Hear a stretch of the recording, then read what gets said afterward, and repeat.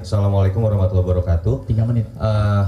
Saya pikir nanti kalau terkait dengan metodologi dan mungkin yang juga sering diperdebatkan atau diminta adalah bagaimana bukan hanya secara metodologi, apakah betul secara prosedural proses quick count ini dilakukan dengan benar, lalu apakah ketika dipublikasikan, itu poin yang paling penting karena itu sudah masuk ke ranah publik dan publik berhak tahu kemudian apakah semua proses bisa dipertanggungjawabkan.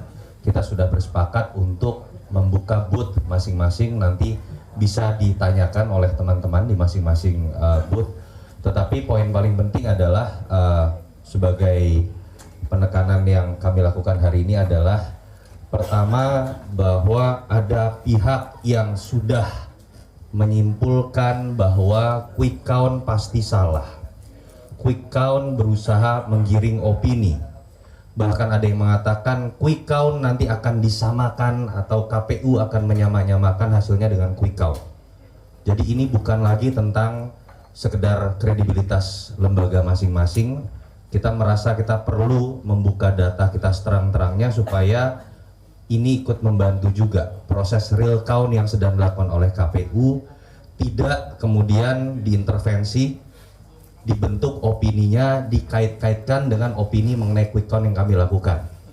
Kami tidak bisa ikut menjaga proses real count-nya, tetapi minimal kami bisa membuka proses yang kami lakukan sehingga kemudian tuduhan-tuduhan itu bisa tidak muncul lagi.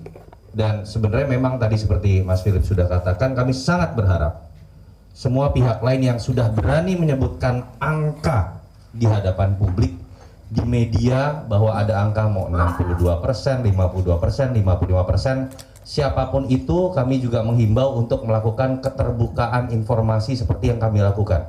Sehingga publik tidak dibolak-balik, sehingga publik tidak dibingungkan dengan klaim masing-masing pihak. Jadi ini bukan klaim. Ini hanya transparansi dan upaya kami untuk membuat masyarakat bisa menilai secara objektif apakah kami sudah melakukan tugas secara keilmuan dengan benar. Dan nanti masing-masing boleh ditanyakan di tiap booth dari proses data, tetapi mungkin ada beberapa data privasi seperti relawan, tentu saja identitasnya akan kami tutup karena itu sudah di luar data yang bisa dibuka. Tetapi di luar itu ya saya juga berharap ini bisa jadi pendidikan politik buat teman-teman semua, buat publik, termasuk otokritik buat kami sendiri, supaya tidak serta-merta quick count malah dianggap sebagai hal yang membingungkan.